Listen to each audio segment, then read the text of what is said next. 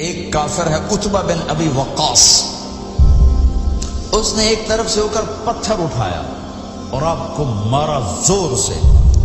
صحابہ کی نظریں تھی تلواروں پر، نیزوں پر، تیروں پر، وہ پتھر نظروں سے نکل گیا، لہذا وہ ان کے اندر کو چیرتا ہوا جا کر میرے نبی کے منہ پر یہاں لڑا، اور آپ سیدھا پیچھے ایسے گئے، پیچھے یوں، پیچھے کھڈا تھا، وہ یہاں گردن میں لگا کنارہ تھا، بے ہوش ہو گئے، دانت بھی ٹوٹ گئے، چہرہ بھی خون و خون ہو گیا، اب بے ہوش ہو کے یوں گر گئے۔ صحابہ نے سمجھا آپ شہید ہو گئے تو سب نے زار و قطار رونا شروع کر دیا۔ تھوڑی دیر کے بعد آپ کو ہوش آیا تو صحابہ نے عرض کی یا رسول اللہ اب تو ان کے لیے بد دعا فرما دیں، وہ نبیوں میں رحمت لقب پانے والا، مرادیں غریبوں کی برلانے والا، غریبوں کا والی، یتیموں کا مبدا۔ تو اب تو حق تھا کہ آپ بد دعا کرتے۔ یہ سامنے امت نہیں ہے، قاتل کھڑے ہیں کافر، آپ نے ہاتھ اٹھائے، صحابہ سمجھے کہ ہوں انہاں دے بیڑے بڑھ گئے۔ اللہم اغفر لقومی فإنہم لا یعلمون، اللہ میری قوم کو معاف کر، انہیں میرا پتہ تو۔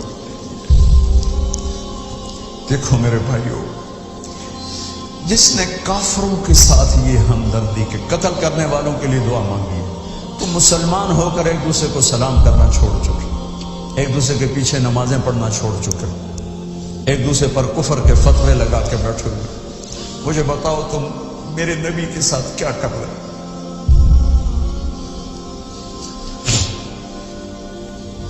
وہ تمہیں فرقوں میں بانٹ کر گئے تھے یا امت بنا کر گئے تھے؟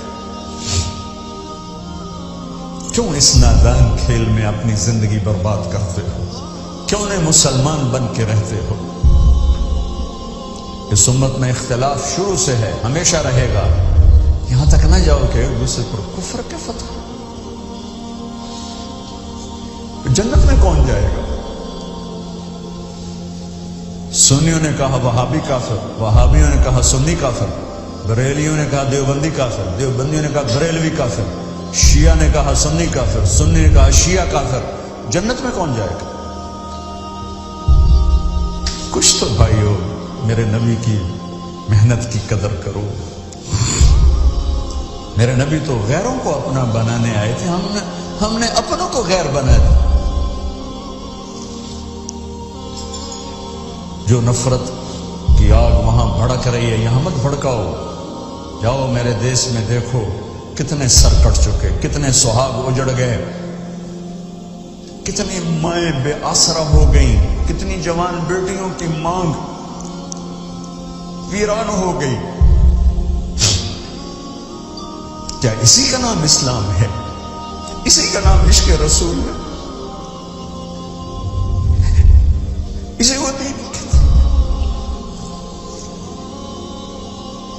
ایک دوسرے کی مسجدوں میں نہیں جاتے ہو، ایک دوسرے کے پیچھے نمازیں نہیں پڑھتے ہو، جنت کے ٹھیکیدار بن گئے ہو۔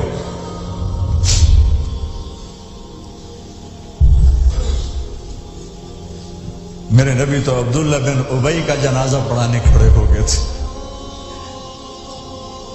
جس کا کفر ابو جہل سے بھی بڑا ہے۔ ابو جہل اوپر کی دوزخ میں، عبداللہ بن ابی سب سے نیچے کی دوزخ میں ہے۔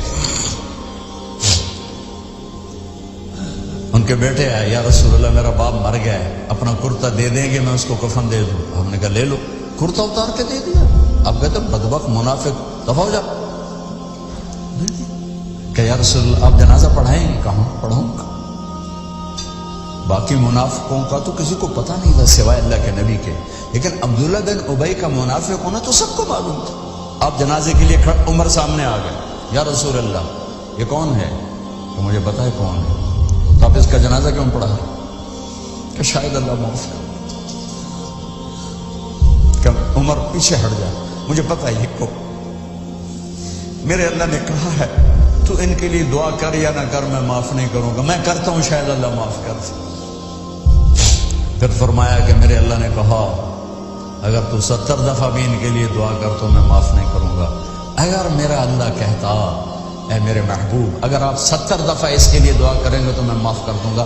تو میں اس کم بخت کا 70 دفعہ جنازہ پڑھا دیتا. مجھے بتاؤ تم کہاں سے یہ دین لے کر آئے ہو جس میں تم فرقوں میں بٹ گئے ہو, نفرتوں کی آگ تمہیں لگا دی ہے. یہ کہاں سے اسلام آیا ہے؟ میں تمہیں اللہ اس کے رسول کا واسطہ دیتا ہوں. امت بن کے رہو, مسلم بن کے رہو. کوئی گنجائش اپنے اپنے عقیدے پر پکے رہو, دوسرے کے لیے گنجائش رکھو. کیوں اس قدر ظلم و ستم ڈھائے ہوئے ہیں؟ میں نیا تبلیغ میں گیا, کالج سے نکلا, ہماری جماعت ایک گاؤں میں گئی, ایک مسجد میں, تو امام صاحب آئے, ہمیں ماں بہن کی گالیاں دی اور ہمارے بستر اٹھا کے باہر مسجد دھو, کتے اندر واڑائے. میں حیران پریشان, میں تو کوئی نہیں جانتا تھا کہ مذہب کیا ہوتا ہے, فرقے کیا ہوتا ہے. میں تو کالج میں گانے والا تھا, ناچنے والا تھا, جنید جمشید کی طرح. مجھے تو دین کا پتہ تبلیغ سے پتہ چلا. میں حیران پریشان کہ یہ مولانا صاحب کہہ رہے ہیں کہ یہ گستاخ رسول ہیں,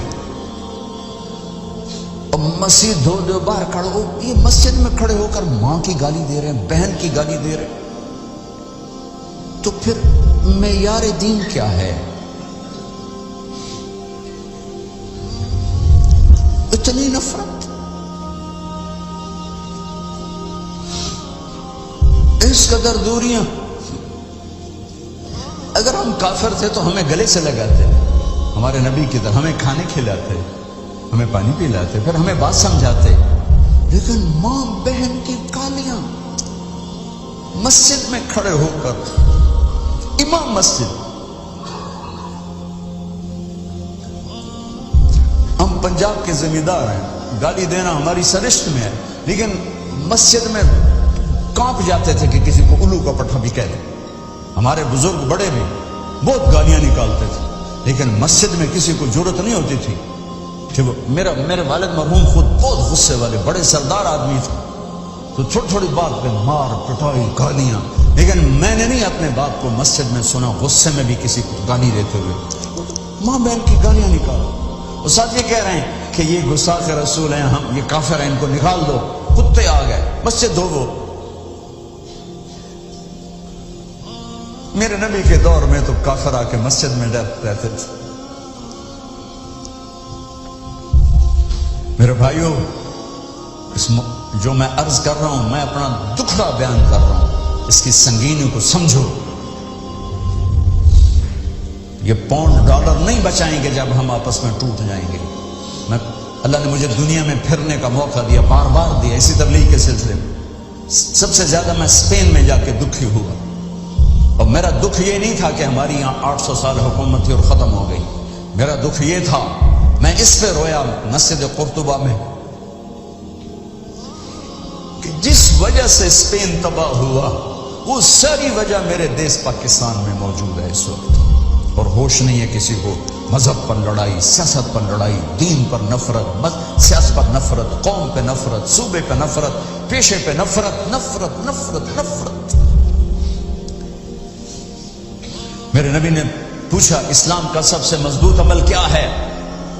صحابہ نے کہا نماز. آپ نے کہا نہیں. صحابہ نے کہا جہاد. آپ نے کہا نہیں. صحابہ نے کہا روزہ. آپ نے کہا نہیں. صحابہ نے کہا حج. آپ نے کہا نہیں. کہ یا رسول اللہ پھر آپ بتائیں. فرمایا دین کا سب سے مضبوط عمل محبت ہے. محبت